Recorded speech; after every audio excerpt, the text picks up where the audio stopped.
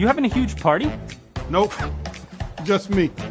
Get delicious cuisine from the country's best chefs delivered right to your door with the click of a button.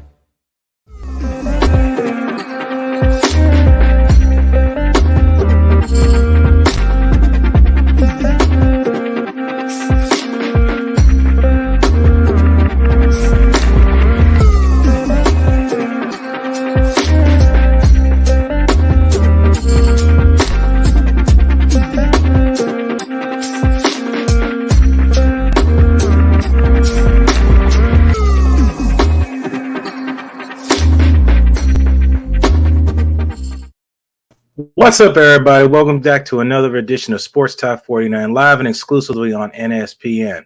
I'm your host, Blake Anthony. And here we are going to talk about some new news coming out with the Tampa Bay Buccaneers. Former second-round draft pick Ali Marpet at a small college in Hobart College found his way to this team.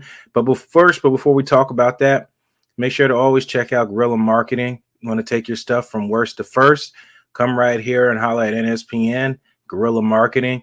Get with our guys here and we'll plug you in with all the networks we got.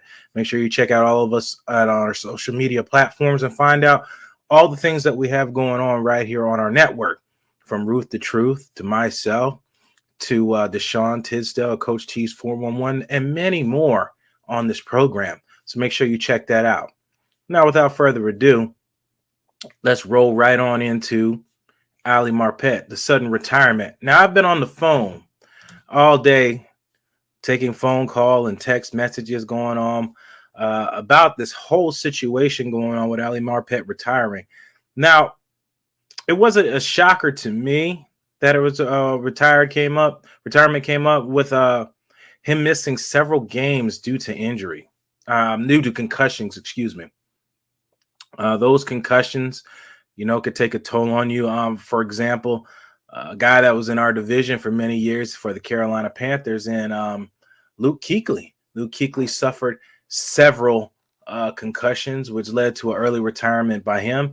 Ali Marpet is at the young age of 28 years old, played 7 years in this league, all with the Tampa Bay Buccaneers, and now he's retired at the 28 years of age. And you can't put a total on a man's health. You know what I'm saying? He knows better what's going on with his body than anybody else. I mean, if you don't know much about Ali, Alexander was his first name. Alexander Ali Marpet was born April 17th, 1993. Of course, he played guard. He came out of college as a tackle at a Hobart. Marpet played college football at a small liberal arts school. Enrollment of 2271 in 2014, and he was a preseason All-American for then. He dominated his competition there. He was co-offensive player of the year, for offensive lineman coming out of college. He attended the Senior Bowl in 2015 as the first NCAA Division III player to be picked to play an All-Star game. Sports Illustrated also named Ali Marpet the biggest riser at the game and included him as an all-offense team at the scouting combine in February 2015. He ran the fastest 40-yard dash time among offensive lineman prospects eligible for that 2015 draft, which was a 4.98. The fastest 10-yard at a 9.1. Split 1.74. Power, agility, recognition, and quickness, all done by Spark Score. If you guys don't know what that is, check that out. He also performed 30 repetitions of 225-pound bench press, the bench press competition that you always see on the draft days. Tied fifth amongst all offensive linemen. He had a vertical leap of greater than 30 inches, and his Wonderlic test intelligence scored over 30, 90th percentile, 50 possible. Measure indicates top echelon intelligence among NFL players. So a lot of people look at things like that. So not only Ali Marpet was stellar on the field, he was stellar off the field as far as books and everything go. And as somebody who's in the upper echelon as far as intelligence go, with the Wonderlic score, it seems like it was a wise decision for him to retire early, taking those concussions. And, And like I said, it takes a toll on you. I could speak for myself as far as those go. I still deal with issues among playing ball all those years, and it takes a toll on you. Memory loss and things you forget and stuff like that, and minor other things, your neck's hurting and all this other stuff. But everybody's experience is different. But like I said, Ali knows his body best. If he can walk away from this game knowing he gave 120% every down, then he has nothing to be ashamed of. Granted, it's like a stab in the heart of a lot of the Tampa Bay faithful, and all the fans and the media department out here that really love Ali. Seeing him walk away is, heartbreaking to see, but I can never be mad at a man for taking his health first before money. A wise man once told me only a fool trades his life for money. So I can't be mad at him that his family's happy. It looks like he's going to have successful off the field career. He's a very intelligent guy. Interested to see what he's got. Wouldn't be mad to see him on the television giving ins and outs and things like that. And it's possible he could come back when you ever get the itch, because when you step away from the game for a while, it's going to be different. And he might not want to be a part of the rebuilding here in Tampa Bay. I've had many conversations with people on social media about where the Tampa Bay Buccaneers should go. Everybody's sole focus is on Tom Brady. Tom Brady in the quarterback position, but with all these departures of this team, you kind of got to hold on to all your draft picks. Ali Marpet is just another staple in what I've already said among social media, and has that out there for the record. You can't give up draft picks just to secure a quarterback. You might have to roll with Trask or Gabbert, or if a veteran like Kirk Cousins or somebody falls in your lap where you don't have to give up draft collateral, they might do that for a year and see where you're at as far as draft picks. If Tom Brady wants to come back to next year, whatever that situation looks like, Ali Marpet leaving this team, has just left more questions that you got to keep these draft picks together. Mind you that this team was built because of your draft picks. It was built through the draft. This team was literally built through the draft. Yes, they had a lot of veteran free agents in addition to this team, but the sole core of this team was built from the draft, from the wide receivers to the offensive linemen minus Jensen, to the running backs minus Leonard Fournette. But the wide receivers position was one place that was all the defensive backs, the defensive linemen, linebackers. A lot of all those were draft picks. So we'll have to see what Jason Licht's really got to do with these next 2 years. I really don't expect him to get everything in this first year. It's possible. It's quite possible that a lot of these pieces could fall in their lap, to replace it. So names have come up like Aaron Stinney. I was a big fan of him since they picked him up out of North Dakota State. Offensive lineman. I thought he'd be a great replacement. They have the money now that they could slide over to Alex Kappa. They could keep him on the team with that contract extension if they decide to go there. Possibly give Ryan Jensen another shot, possibly maybe with a lower salary. Who knows? Maybe Hainsey is your guy you want to go forward to. There's just too many questions coming in here. But a lot of it you're going to have to patch up, especially if you want to bring in a young quarterback or a veteran on this team. You're going to have to patch up that offensive line. And I'm very confident with Aaron Stinney and, of course, a guy, Nick Levert, as well, is going to get a chance, to be a starter on this offensive line. So Tampa Bay's progression with Bill and winning their own house has worked out very well for this team, hence moving forward. It's just when these 5 years come by with these guys being under contracts and sudden retirements now you got to keep rebuilding that stable. I've said this on this show several times that they finally built a culture where you've got your own guys that you've built in-house without having to go out and get guys. You had to go out and overpay free agents to come here, and they don't pan out because you don't have the right system, and you're just trying to fill seats by having guys here in the state and in the stadium so guys will come see them, kind of like the Darrelle Revis sign and trade thing and all that. You don't have to do that anymore. You build a culture here, and I think it would be important to move that culture forward. Byron Leftwich turned down the Jacksonville job. He'll have a chance to come back here. Bruce Arians is still here. Todd Bowles is still here.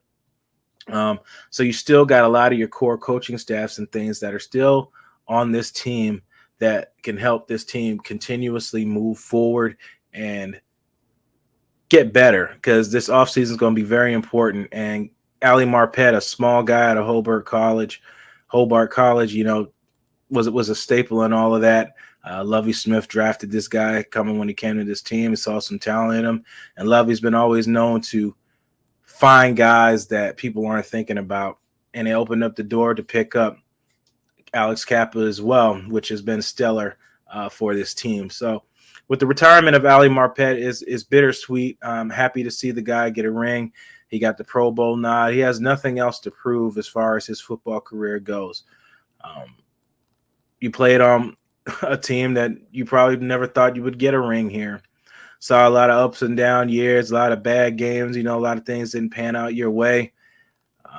But all in all, he was able to get a Super Bowl. He was able to defend it, which they did not, which they fell to the Super Bowl, now Super Bowl champs, Los Angeles Rams, who have also won a Super Bowl in their home stadium, which makes that 2 teams in a row to do that. But Ali Marpet will always be missed here in Tampa Bay. He's a great guy that I've met personally at camp. I have several photos of him at camp. It's just he will be missed out here in Tampa Bay. He really will. Great personality. Donovan Smith, I know, is going to be heartbroken with him gone. We'll see how that goes. I'm interested to see what Smith has to say, because they had their own radio show every week during the season. So we'll see what happens. We'll see what happens down in the future. It's just so much is happening up until this point. And what I've heard, like I said, I was on the phone with agents that this team already knew Ali Marpet was going to retire. I got that confirmed via a text message just before, hours before this broadcast, that he was going to retire. It was well known that the team kept it under wraps and let him come to it on his own terms and bring that out when he was ready to. So he did so via social media, and I'm sure there'll be some press conferences and stuff tomorrow for him. Bruce Arians and a lot of the veterans will probably talk about that, coming up shortly. So Ali Marpet, if you see this, we appreciate everything you've done here out in Tampa Bay, covering this team, watching the NFL, watching the Tampa Bay Buccaneers grow, and you were part of that culture. You were part of that culture in changing this offensive line that was needed for a very long time, and very fortunate that you were able to see a Super Bowl in your time here with the team, and everybody here will be forever grateful with the additions and the contributions that you add to this team, and how wherever you go in your future, of course, everybody in this Tampa Bay area wish nothing but the best for you, and we look forward to seeing you a lot here, around the streets and in the stores and on the radio and on TV. So everybody's looking forward to that. Everybody's happy. Just sad that you're gone, but everybody's happy for what you got now coming in the future and you and your family.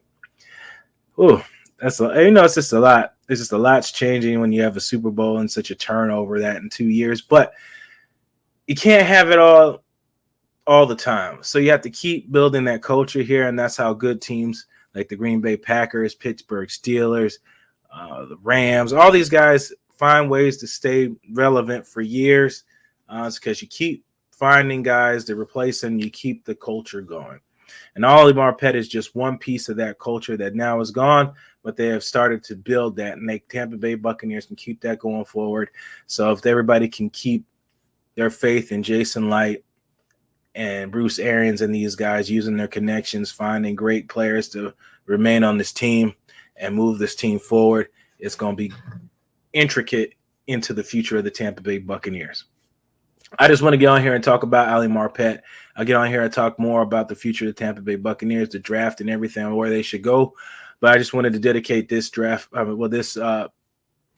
here to talk about Ali Marpet and his contributions to this team and wish him a bright future. And we'll end this as we always do. You're the master of everything. What you do with your life, what you do with it is entirely up to you. Thank you, guys. God bless. And as always, fire those cannons.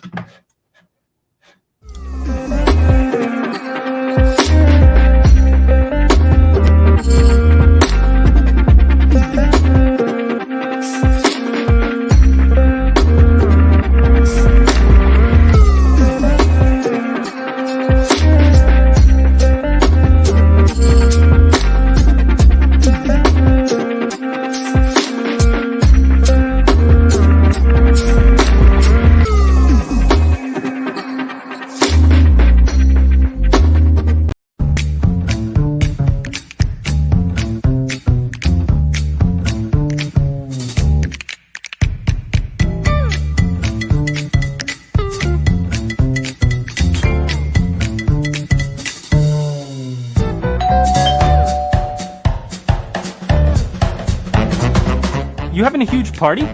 Nope, just me. Get delicious cuisine from the country's best chefs delivered right to your door with the click of a button.